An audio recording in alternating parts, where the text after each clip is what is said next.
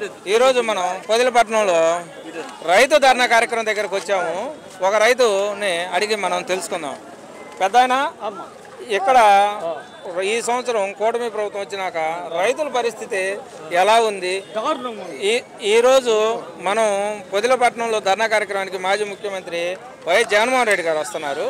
అయితే ఈ ధర్నా కార్యక్రమానికి ఒక రైతు బిడ్డగా జగన్మోహన్ రెడ్డి గారు వస్తున్నారు.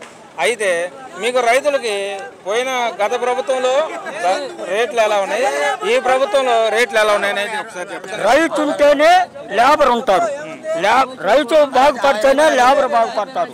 ఒకటి పొగాకు రైతులకి గిట్టుబాటు ధర లేదు, మిరపకాయ రైతులకి గిట్టుబాటు ధర లేదు, పత్తి రైతులకు గిట్టుబాటు ధర లేదు, ఎవరికి ఏం పర్లేదు. లేబర్లో వీళ్ళకి ఆయన అంత ఎందుకు ఇవ్వాలా, వాడు అప్పు ఎందుకు చెయ్యాలా, మనం లాస్ ఎందుకు పడాలా అనేది ఒకటి కావించారు ఎవరు, పార్టీ నాయకులు అందరూ. కానీ ఇప్పుడు వీళ్ళు చేసే పని ఏంటి? కేంద్రం అన్ని డబ్బులు ఈడ వసూలు చేసింది ఎన్ని డబ్బులు, ఇవన్నీ ప్రభుత్వానికి ఏం చేశాడు? ఆ డబ్బులు అత్తపై వాడు అంటే అప్పు చేసి ఆ అప్పులు తీరుతున్నాడా? ఏమొచ్చింది? ఎవరికి ఇచ్చారు అది చెప్పమాను, ఎవరికి ఇచ్చారో చెప్పమాను.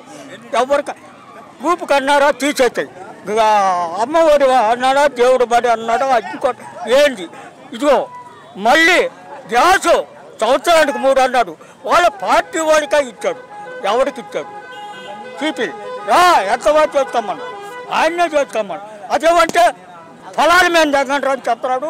వాళ్ళు ఎవడన్నా నాబోతాడు మాత్రం ఇసురు అవతలు దిగుతున్నారు. ఇది జరుగుతున్నది. మరి సొంతపాడు మైనంపాడు, సొంతపాడు మండలం నియోజకవర్గం మైనంపాడు. ఓకే, రైతు ఆవేదన చూడండి.